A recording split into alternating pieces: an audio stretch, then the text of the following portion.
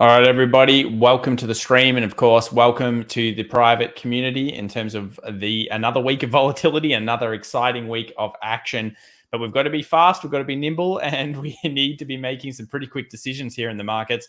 I will say this, the Discord community, Ty, both the private and public, have been on top of many great moves over the last couple of sessions. And I'm pretty proud of them because some of the good technical analysis coming through from the team has been amazing, hasn't it? I think they're all just copying me. Is that what you think? Oh my God, look at the humbleness of this man. No, I think everyone's doing an amazing job. In fact, I love our community because they just point out things that we can't. Thomas and I have only got two sets of eyes between us, four eyes. The amount of things that we get brought to our attention that we think, damn, that's a good trade. It surprises me every week. And that's what the community is all about. So yeah, we thank each and every one of you, especially the major contributors who really bring a lot of value to the community. And look, there are a lot of really good traders in there. So yeah, pay attention to what people are posting. You'll soon see that there's a lot of really good content coming out of there with very quality setups. I love it. It's a big bonus. So thank you, all of you. But welcome to a very wild and woolly week of trading. I know we've got a little bit to cover tonight, and we're hoping for probably some key breakouts now. So we're going to go through all of the majors, of course, and let's jump in and probably see the biggest of them all. Yeah, so we'll start off here a little bit just by discussing the broad market indices, but I want to go into some deep dives into some of the analysis that we do. And obviously anyone that's been doing the private mentoring would know that we love a good bit of sector analysis and a good bit of finding specific stocks. So I want to talk about one that was here from Australia. And this is still very relevant whether you're in the US, whether you're in Australia, wherever you are. It's this way of thinking about markets that's pretty important. So we'll start off here with the US 500. We all know what this is, the dreaded long leg doji on the weekly, but we'll go down to the daily. Now, depending on whether you looked at the real market, being the SPX, or whether you're looking at futures, you can kind of get an idea of how big today is. Previous support, resistance. Previous support, in terms of that's where it was during those lows. You break either way, you're really showing the market. And I think this comes into quite a few charts. So we've done if you've watched the YouTube video for the last 2 days, I think we're breaking down fairly well the kind of bull and bear discussions. There obviously are two of them. From the price action, most of the larger timeframes are saying bearish, but the current price action leading into today's session is saying bullish. So I think we're going to have a fight here, Ty. And I shared it on Twitter just before. I shared off this concept here of the US 100 coming up to this resistance, the downward trend line that we've seen, and possibly a little bit of a war zone here between that 14.1, 14.2. What do you think about this zone moving into the session open? Yeah, I think you've nailed it on the importance of it. I think if we get and it can certainly get there before the market opens too, right? Like we're still a few hours away, and it could definitely get up there, especially even in early trading. Really, I wouldn't be surprised if it did that. But it is a do or die time for it. Like that level there it's crucial. No question. It's incredibly crucial for it because you breach this level, get a closure, all of a sudden you've gone long leg doji on something like the NAS, which is even more pronounced. And you've said, sanctions were fairly weak, kind of expected them to be so. And then you're saying, okay, well, stuff you bears, we're going towards the next level, 14.6. And then we start to put in even more work towards the bull side. So you've got to be careful here on what your expectations are. We might be showing signs of weakness, but I think you've got to be able to switch it like that as a trader or even an investor, because picking the bottom isn't easy. It's difficult. And it is by the day sometimes, especially when we're not seeing a broad-based sell-off. So some of the big examples that we've got right now is, of course, the industrial sector. This is where that weakness is playing out here, the series of lower highs. We've obviously got rejection, new kind of almost low. This is showing turnaround for a sector that's been holding up very strong throughout the year, something that is also interesting. And then the big kind of elephant in the room right now is the DAX. And there's no way that we can't be focused on the DAX. It is at point critical. We've moved down, but could it all be a false break? Remember, this currently is like a Wyckoff distribution. Effectively, we have some false breaks to the upside, looking bad. Up here, it starts to look a bit dicey. It's weakened. It's got these kind of weakness candles with it. Previous supports all becoming a resistance area, and it's at that fib right now, isn't it, Ty? So this is do or die for the bulls and the bears today. They're going to fight this zone out right now.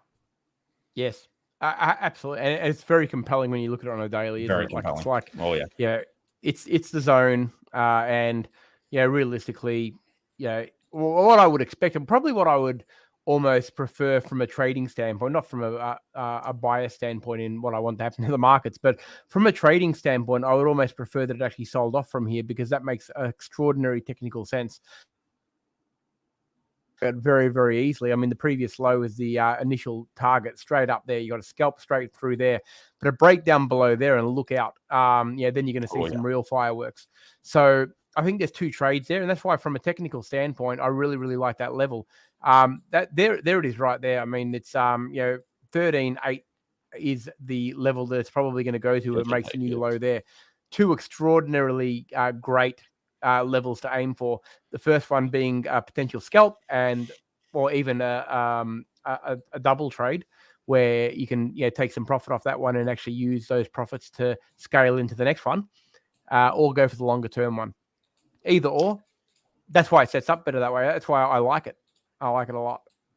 So Tyron and I would be looking for something like this right now. We'd be looking for that kind of thing. Push through the low here, get past this area, effectively create a lightning bolt towards the downside. You can see these series of low, higher low, higher low, breach the trend line, breach the low. It's very compelling towards that short then, that then takes you into the 14.3. And it proves fairly well without the Max Payne kind of picks. It proves very well to this large low movement. So I think this is the problem for markets. They're at a point that is incredibly critical. It probably pays to be fast here, as in day trading and actually having a trade concept, as in an entry, a stop loss, and a take profit. And I think you're going to need, and I think the community needs, to be able to flick the switch on both the trades. If it breaches past and goes bullish and then comes down and you get role reversal here, you're going to have to be suddenly bullish. There's nothing much you can do about it. But at this sign, Tyron and I have been talking about this a lot. And in some ways, we're partially rolling the dice, aren't we, Ty, on a little bit of short action here. We've had positions, and we've continued to go with this play of a little bit of weakness here, continuing on, even though there might be a relief rally. That's what we're thinking, isn't it? Yeah, 100%. And it doesn't hurt to have a little bit of bias. Like, all we're doing is using the technicals to say, well, you know what? From a technical standpoint, we want the damn thing to go short because it makes more sense. And I don't think there's anything wrong with that, is there? No. There's nothing. If the technicals are showing short in terms of the higher time frames, we can still trade longs, and there's been good longs as well. Yeah, of course. In the intraday and in the scalp kind of concept, but that doesn't mean we're going to withdraw all of our short off either. And that's because, what's going to happen? The worst that happens, it's a trade, you take your loss, and that's how it is. Most big traders, what they'll do is they'll basically have scale off levels. Now, you've heard my story of selling all my Bitcoin for $15 a coin. That was a bad move, okay? But I won't do that again, because next time around that you have something like this, you would obviously look to scale it off, especially in an investment horizon, which is what that was. Bit dumb of me to sell it off. But then again, I could have put in MT Gox and lost it all anyway, Ty, because they've been the US government would have my Bitcoin by now. So yeah, here's our thoughts on the DAX. And I think the DAX is actually presenting one of the most compelling stories of the day, more so than even the US markets. So watch it. Kilted has been following this one a lot. A few people have said that he's looking at it. So yes, he's got you looking on the DAX, but you should always look around the markets because they're all connected. And a lot of this crisis news obviously is affecting these types of markets as well. Though we believe that it's less about the crisis, as Tyrone said in our previous webinar, and more about just the standard inflation story that we're seeing here. Yeah, exactly. In fact, I think it's just an excuse. Yeah. Here's my thing. Here's the chart of all of the major events in terms of big events of all sorts of crisis periods and missiles and all sorts of things happening. And most of the time, it's been a short-lived kind of a movement, maybe only 1 to 2 weeks. I think it was like 15 days was the average or something, and then the markets would recover. So they'd have a lot of volatility. And if it was just this, it'd be much simpler from a market perspective. But because we have the inflation problem and we have the Fed almost wanting volatility, make sure you read the article we shared in the Discord community, the private one, then it'll be big here. So yeah, that's the thing. Now we're in correction territory theoretically here as well, Ty. Between 10 and 20% on markets is theoretically correction territory. Now we don't expect this market to get underneath 20%, do we, on the S&P? But I really just don't expect it. I would be incredibly surprised if the US market got underneath 20 by more than even a few percent. But it plays into that idea of the head and shoulders as well. So a lot of people, left shoulder, head, right shoulder, and the distance, if it is able to get underneath this level, points right into the 3,800, which funnily enough, top to bottom, is exactly 20%. That would be the best case. Most corrections go 10 to 15%. That's it. They're not as deep as you think. But this if it goes, what do you think? Yeah, no, I hear you. 100% agree wholeheartedly. Mm-hmm. Cool. And you know what else? I'm just reading a question, and I've got to answer it like right now, because Jessica says that she saw a video for someone who worked for Barclays Bank and said they don't use price action and technical analysis, as it's only for retail and only use volume profile, depth, footprint. Is it true? Jessica, it's not true. Most people who proclaim to work for a bank or actually work for a bank and do videos don't actually know what they're doing anyway, right? So can I say that? Is that allowed, Tom? Is that a bit mean? I'm just going to stay neutral. Right. I'm going to put it out there. Give me full screen. This is the rant. All right. Well, how do I do that? Let me pull you over here. 1 second. Solo layout. Is that how it's going to do it? There you go. All right. So listen, Jessica, I'm not going to single you out, but let me tell you something. The indices are the most technical trade there is. If you go through all of the things that we talk about, whether it's currencies, commodities, stock, it's actually the indices that are most technically perfect. You can find pattern upon pattern upon pattern, and it all starts with price action. Anyone who's saying that it doesn't understand technical analysis. And they're going to sit there, bullshitting off about volume profiles and blah, blah, blah, blah. What a load of absolute shit. Like, that's absolute crap. Price action is the most important thing in anything that you look at. Indices just as importantly. And technical setups, they're actually the most prominent on indices, on all of them, not just the ASX 200. And, when you're talking about ranges, they're the things that we do most of our work on. And if to say that it's only for retail traders, we are retail traders, by the way, so it doesn't really matter anyway. And you know what? If it means that we can make money by doing it, but the banks can't, which is probably a possibility because they can't actually use technicals, they can't be as agile as we can, and that's probably their gripe on it. Well, boo-hoo to them. Don't let them talk you out of it, is what I'm going to say about it. Yeah. All right, we'll take him down there. So yeah, volume profiles. It's a load of crap. It's a load of crap.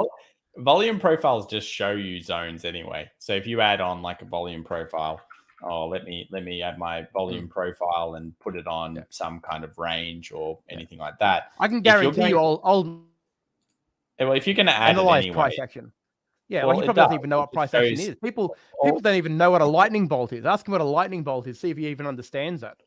Yeah.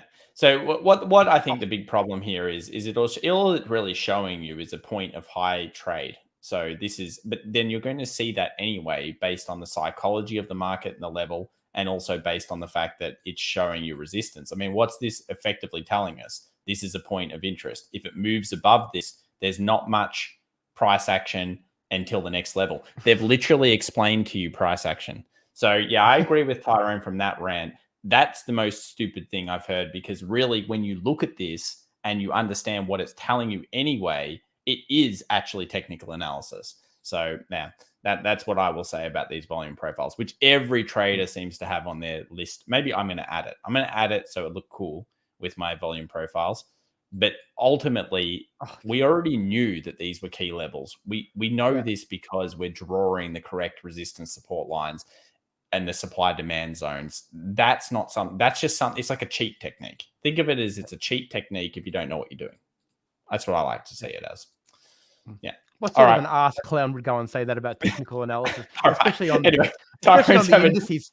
going crazy. Like they're the most technically sound thing there is to trade. For God's Well, I sake. want to talk about technicals meeting earnings, okay, Ty? So let's talk about WOW, because I was on television last week talking about this. Tyron and I obviously liked the WOW trade, and the Woolworths announcement came out. Obviously, it's rallied and then it's dropped off after what's happened here. What were the comments that I had just before?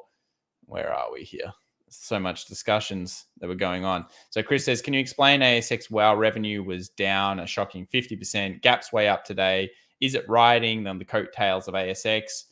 Coles, which I am in on. Yeah, so I think that's part of it. Also, you've got to think about what the market expectations are. Think about the left-hand side as well, Chris. What's the left-hand side showing us? This stock has been slogged, and it's not just a little bit of slogging. For a consumer staple stock, it's been slogged. So there's a few reasons why it's up, or why it did move up anyway. One of them is because it was bashed, so the expectation was horrible anyway. Number two, that I think is most important, is staples are running. And this is something that we always talk about. And I said we'd start bringing this into these webinars and these potentially even podcasts in the future, hopefully, so that we can discuss it, because staples are running. And this is something where our lightning bolt played out perfectly last week, Ty. And this was the trough, the peak, the higher trough, the breach, straight into resistance. And I feel like that was a bang. You've made a very good decision on being able to get into something like this consumer staples here in the ASX. It makes sense to the defensive nature of the current market. People are fleeing growth stocks. Where are they going to go? Oh, have a look over here. We've got these nice staple stocks that are technically defensive, that are beaten down. The price action pointed it out. There's the proof. There's the level. Fantastic stuff. And it gets better. Guess what? We did it without a volume profile. Oh my God. Yeah, but I did cheat a little. So let's go through some of the cheating concepts that we can possibly use for these types of periods.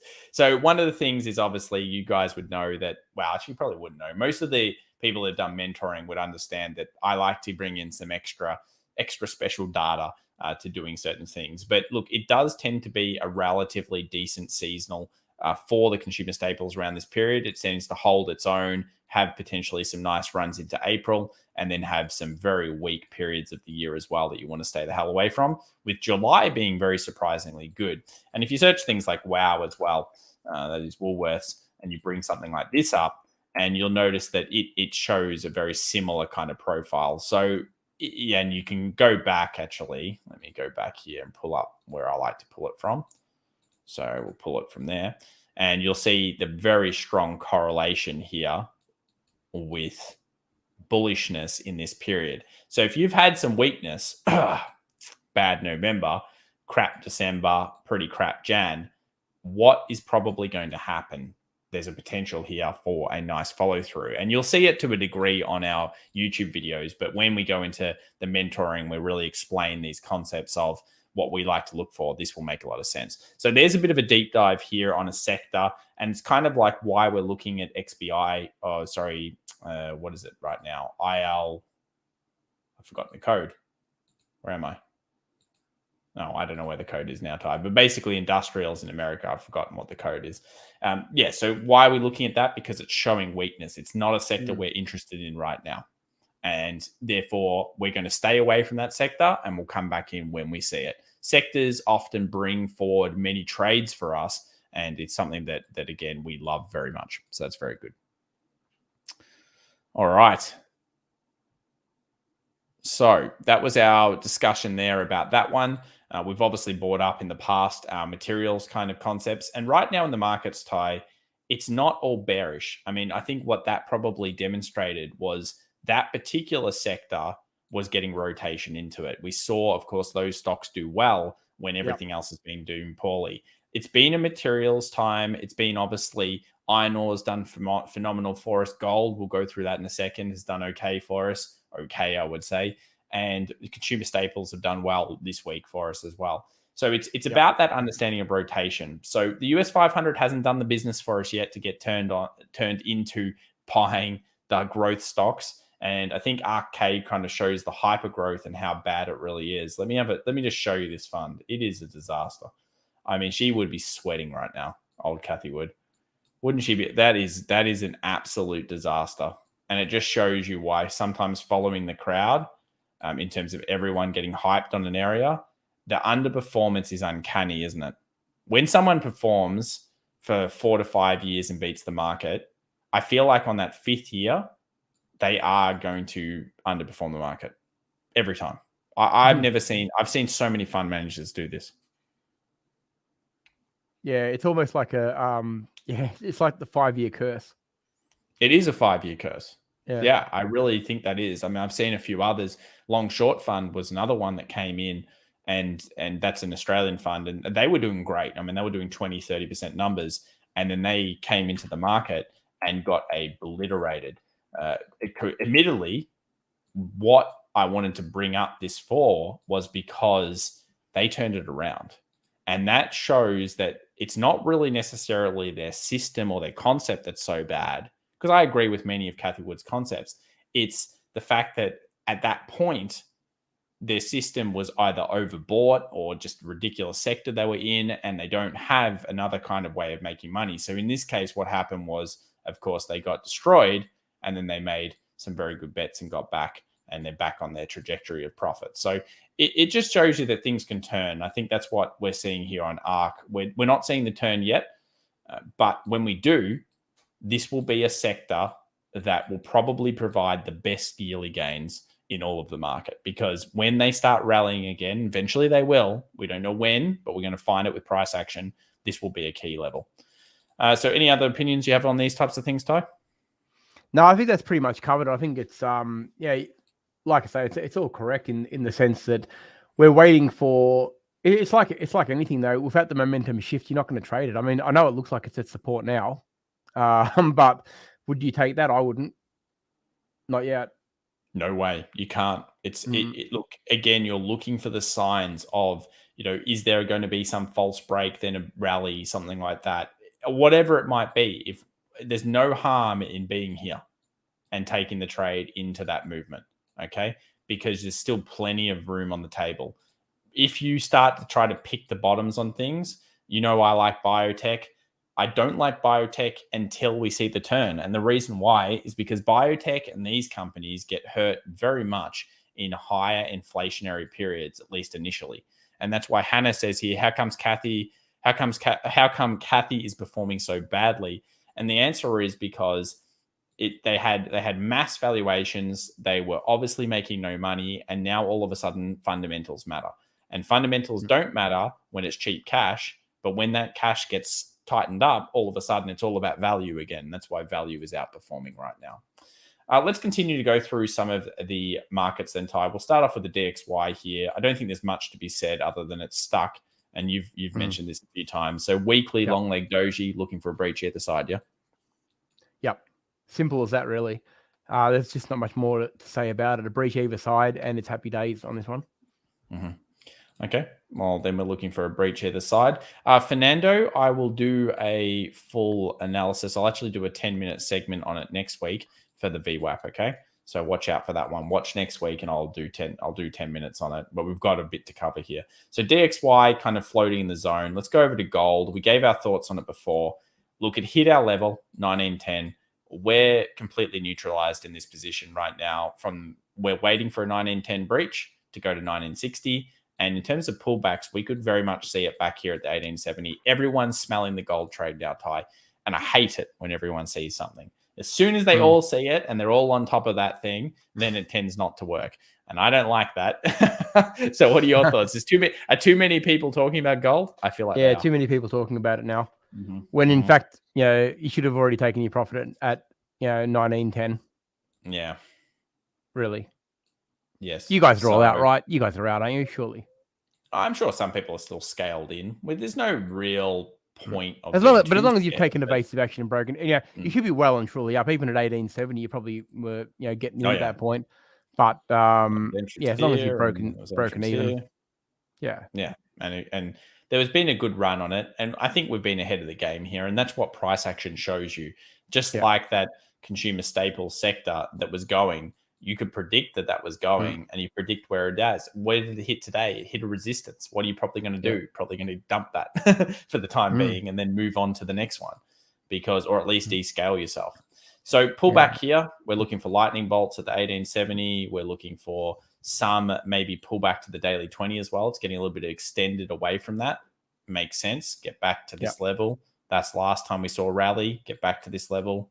Maybe we get a rally again. So I think that's a good level. What are your thoughts for the week ahead? I just can't understand how a volume profile would have given you that 1910 level to take your profits. Okay, but what about the daily 20? What about the daily 20? It's perfect. I think it's a perfect pullback, and that's why I'd be very worried if I didn't take my profit at 19 and 1910, because I think that it's likely to pull back to that level really, really comfortably, and it would make sense from a technical standpoint and a role reversal standpoint. Moving average will be there. Good chance of it's a chance to either scale in or actually enter a new position, but it's good. It's a good level. Yeah, very good. If we breach 1910, then I think this level here becomes a pretty good kind of rally zone. Great. And then we go towards the 1960. Maybe some scaling on the breach might be worthwhile, like having a third or a half. Maybe have a third and then a third once a daily actually gets through. So a third on a smaller time frame, a third on a daily, and then a pullback into the movement itself. That could be something that we look for. But yeah, I think with gold, the trade, at least the bullishness here, I'm not feeling it for now. And it kind of goes with the US oil. Everyone's bullish this. No. Yeah. I'm neutral. I don't care about oil right now. I mean, I've been on the record talking about 92, 93 for how many times now? Now it's gone to excess, as I feel. Could it go to 100? Anything's possible. But this is not the price action that many people in the community should be interested in. This is what I like to call gambling.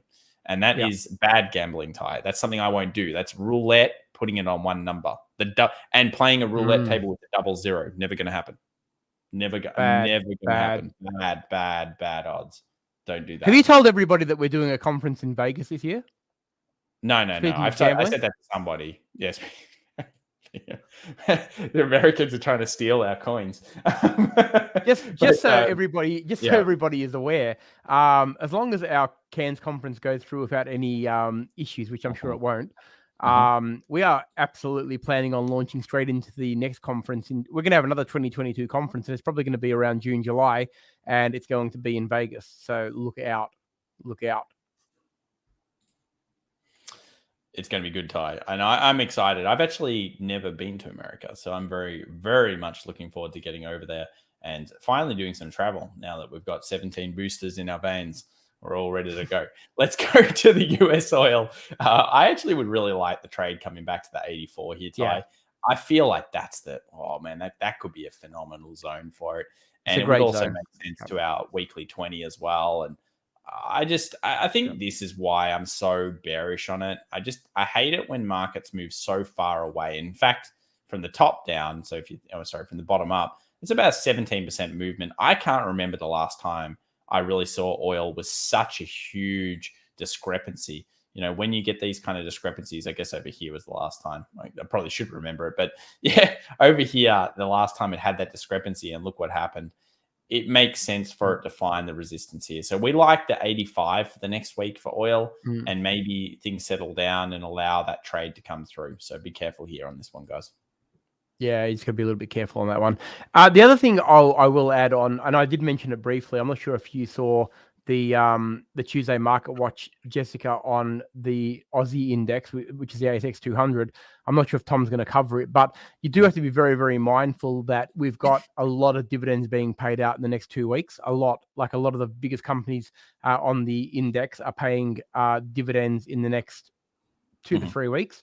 And they definitely have an impact on, because you got to remember, these companies make up the index, obviously. So if they feel pain, that a portion of the index will feel pain as well. So traditionally, in a weak market, the stock generally gives back its dividend and then some, the franking, and probably a little bit more just for shits and giggles, really. So that does put extraordinary pressure on the index. It's very rare. The index has to be very, very strong, and momentum has to be very, very strong for dividends not to affect the ASX 200. So just be very, very mindful that the next 2 to 3 weeks, into about the middle of March, there's a lot of very big stocks on the that make up the ASX 200 paying their dividends, going X. And when they go X, they basically drop their dividend and then some. So just be very mindful of that, okay? And just like the DAX before, Tyrone, this is a similar market where we've got key support being constantly whacked down by resistance. Obviously, a stronger market than the US, being filled with just energy stocks and iron ore, mineral stocks, and obviously banks as well.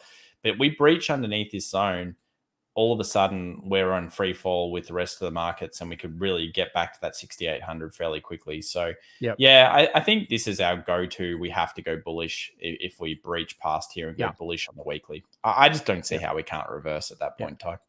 I think it's an easy trade, and that probably answers your question. Actually, Jessica, I saw you had another question. Jessica getting a lot of attention tonight, but that actually answers your question. What we can do as opposed to a Barclays trader can do is that we can flip our opinion on a dime. So like Thomas said, if we get a close above that 7,400 level, we can flip our decision on whether this is going short or long just at the click of a finger, where they can't. Their positions are too big and there's too much red tape in order for them to be able to flip their idea.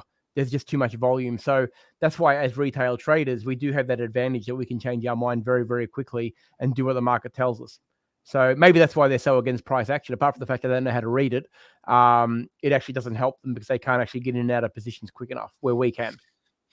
Yeah, and I think that the other thing is that you hear like Druckenmiller, very good investor, very good trader. And he trades, by the way. Don't worry about that. He does get into a bit of the action back in the past. Otherwise, he wouldn't have been able to beat the market by so much. He often is been well known for flipping within like 2 weeks his opinion on stuff.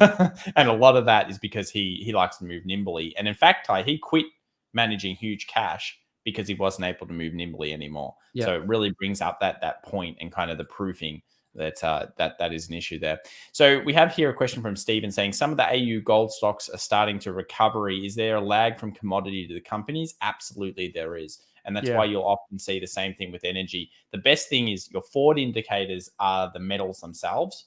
And then your, like say the oil, like US oil. And then what you'll find is the stocks start to recover even if those commodities are just floating sideways because they're playing catch up. I'll show you with GDX. Look at GDX. And this is gold. And while Thomas is doing that, Stephen, just for your knowledge and anyone who trades options knowledge, when we were talking about gold having a good 2 months basically every December for the last 7 years, I think we went back, generally going strong in January, February.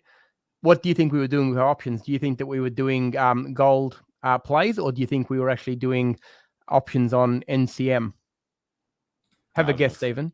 Newcrest. Newcrest. NCM's a code for Newcrest. Yeah. So obviously the Newcrest trade pulling back up into these highs here. But let's go back over to GDX here for a second for the US. So basically you've got this orange chart, which is obviously gold.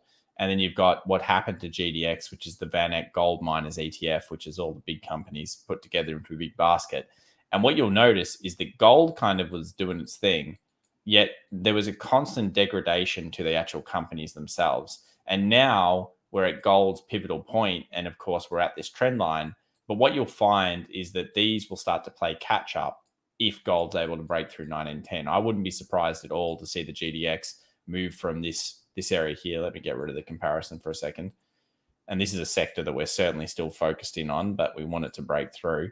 Around that 14% up to $40. I mean, that's the next big flow if gold is able to deal with this zone. So we're watching GDX very closely here, and we obviously have the resistance sitting at 35. We're waiting for that fill to 40 should everything play out, but we're not going to preempt it. We know we're at resistance, and it's a big, mighty resistance, slamming it back down multiple times, plus that resistance over here. Big level. Love it. Fernando says, Nvidia, upcoming dividend of 4 cents per share. It's a phenomenal dividend in the US, isn't it? When you got these $233, $240 stocks and they're paying you some sweet divs. Yeah, here's our little div. only a little while away. It's even like here's a pro tip, Fernando. That dividend is not going to move the SP 500 or the Nasdaq. Is that a guarantee, Ty? It's not going to move it much. It's not going to move it much. Hey, look, in all seriousness, the Australian market, if we've got something in our favor, the dividends are awesome, right? Like we get some serious dividends. Like you got a stock like Woodside Petroleum about to pay $1.47. You got BHP paying $2. You got Rio paying $6. Yeah, like that's a serious dividend for a stock that's trading at 100 and a little bit. Like you're talking about, and that's only an interim dividend. That's not a 12-month dividend, right?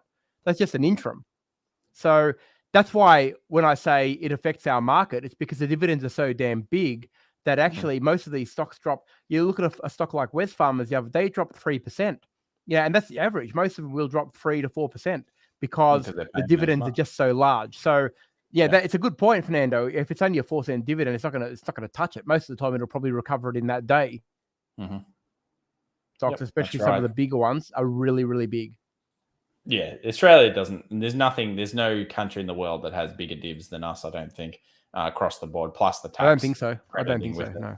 Yeah, so Nvidia here weekly. This is another just sign that maybe things are a little bit weaker. Of course, you want to see that follow through, but you've got the 1 week rejection, the 2 week rejection, and a test of the low in the session here for Nvidia. So everyone loves this stock. I get it. I have an Nvidia 3080. Tyron doesn't know what that is probably, but it is a very good graphics card that costs way too much money and is scalped for something like almost up to $1,000 more than the RRP. So it's worth a lot. It's ridiculous. And because of crypto, but don't worry, it's coming down since crypto got cracked. So we have here these double rejections. If you see follow through, I think it's not a bad trade here, Tyron. And I think there's a real distance in the short here down to 200 as well, which is a significant, position. And if you look at the price action, obviously today pre-market opening up, but you get underneath here, it's been battling it out. I think the algos will take control and they'll start pushing it down into that 210 fairly quickly. Could be a very nice trade towards the short here on this stock. Yep. Yeah, I agree. I think it's a critical point for it now, isn't it? Yes. You wouldn't want to see it close below 230. Nope. And it's the same for Tesla as well. Tesla traders are holding on to dear life to this 50 exponential, which has been sitting here for a while, the rejection candle. Look, across the board, markets just look super weird. And when you get markets like this, I think you're looking for breaches of both sides and you're trying to put your opinion at the door as much as possible. We do have a negative bias here. I have to, because the price action just across the board keeps telling me there's negativity. But of course, we are prepared to switch it if necessary. And that's because Tyron and I know that when these rallies come back, and if they do trap everybody into the short position, if you're not able to cut and switch, you'll miss out. And that rally could be faster than you expect. I don't think it's happening, but the thinking and the reality are going to be a different thing, aren't they? Yeah, 100%. Yeah, 100%. And it's a wait. It is definitely a wait and see on that one. Fernando's comment says he says there was an explosion at a gold mining site and killed 63 people. Just awfully sad in West Africa. But yeah, I think Dave's answered that question, that it will affect that company more than it will affect the price of gold or any other company. If anything else, if that gold mine was a big gold mine, it actually has a different effect, Fernando, in that other gold companies will actually rise in value on that news, because if production has to stop there for investigations and things like that, all of a sudden there's more demand from other gold mines, and if it's big enough, it'll affect the gold price. So a bit like BHP had a problem a little while ago that sent it's spiraling. One of its dams burst in. I think it was in Brazil. It killed many people, and it really hurt BHP. But it didn't touch its direct competitor to Rio or FMG in any way, shape, or form. In fact, it actually made them go up. So it's just one of those things that, unfortunately for that company, and unfortunately for all the people concerned, it's the one that's going to feel the effect of that one. Yeah. So we've got here Bitcoin, got a question about it. Is it looking better? Look, it's looking a little bit better. Is risk back on is the question. I'm not convinced either.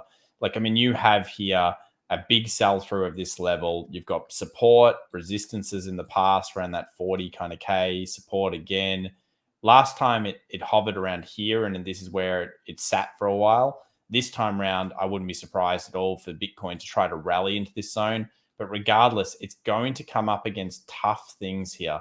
And the current trend is down. And again, it's more about the Nasdaq. I don't really care about the crypto market right now because it's going to move with the Nas. If the Nasdaq gets punished down and goes underneath these lows again, your crypto is going to go down with it. It's just the current trade, the current mentality, and what's happening. I'd be surprised if it decouples at this stage. And they're coupled together very strongly at the moment. So Nas is rising, so is Bitcoin. Nas drops, I would expect Bitcoin to also drop. Yep. Yeah. Fair. So this is all about what we're trying to say here right now is there are some commodities trades. There are a few, individual kind of, stock market trades that you could be doing in certain sectors. But for the predominant period, what we're looking at here during a time of extreme fear and volatility is the indices. The SP 500 and the Nasdaq tend to lead the way through all of the markets. And really, it doesn't matter which market you're trading, they will all be reacting to that big market. And if that big market moves through, you can expect all of your other markets to move in a certain direction as well. And that is that, really what we're seeing here is commodities currently, minerals going up in the inflation. We're seeing the growth companies coming down, certain value companies going up, and all of these things are continuing to play out, and they'll just reverse if we see an uptick in growth, which I don't think we will fully, but we'll find out over the next week, I'm sure. Great. Yield curve inversion still not happening, which is good. Yield curve inversion is horrible. I don't know what this was. I think this was just a glitch, but we do want to be looking for yield curve inversion levels in the future. I'd say that's wrong price based on one of the providers. But yeah, if that ever happens, it's like a canary in the coal mine. 1 to 2 years later, maybe even sooner, bad things happen in the economies, but we haven't seen it yet. And ignore that candle. I'd say it's fake. Any other ones you've got at the moment, Ty, in terms of trades? I reckon we've covered nearly everything that's actually worth covering, to be honest. Okay, a lot of them are just sideways waiting for action, to be truthful. Like it's not the easiest trading environment right now. Like there's not a lot of great opportunities, not gonna lie. But I think it's okay. I think we're gonna get some clarity very, very soon though. And it's gonna open up. It's gonna be a bonanza. Yeah, I certainly do think so. All right. Well, from all of us here, thank you very much for joining us. Obviously, we'll be in the private communities and the Discord communities in general. Make sure to follow us on Twitter as well at FX Evolution and on YouTube. If you're first time viewing this channel and you haven't come across to our main one, of course, we have a lot more subs over there, and that's where we produce our daily content as well. So make sure to sub onto that one. Thanks so much. Give it a thumbs up if you enjoy the content. We'll see you in Cairns in a few weeks if you're able to. Or for the Americans out there, hopefully we'll be coming to Vegas and planning all of that pretty soon. Or for anyone in the world, I think America will be easier to get to for a lot of people in other countries as well. Ty. The if the Cairns one's going to be a hot conference, man, imagine the Vegas one. We can't promise a super yacht. I mean, we've finagled a super yacht for Cairns. Is it like obviously a yacht that drives in the desert? There's not going to be any super yachts in Vegas, but by golly, we can promise you a good time. That is going to happen. So thank you so much for joining us, everyone. We will see you in the Discord room. I'll join you for Q&A tomorrow as well, of course. And I believe next week, are we going back to the morning time slot for the webinar, Thomas? Yeah, I think so. We always record it anyway, so hopefully people can attend it live. But it is easier for us as well, and hopefully you guys enjoy that. We're just trying to make it as accessible for as many people as possible to mix and match. So yeah, so it'll be next week, and I'm going to alternate the Q&A is actually going back to tomorrow evening because I've had enough requests for that to go. I'm going to start switching those evening morning with the webinars as well. So we'll let you know well ahead of time. But tomorrow night's Q&A will be back at 8 p.m. on 8 p.m. Melbourne time for this week. And then next week we go to mornings again. So we'll keep them in sync of the webinar so you know, and we can actually broadcast it. All right, everyone. Thank you very, very much. And I look forward to seeing you all in the Q&A tomorrow night. And of course, in the Discord room and for Friday Wrap on Friday morning. All right, guys. Stay careful out there because this Nasdaq's going to be an interesting day. Bye for now. Catch up. Thanks, everyone.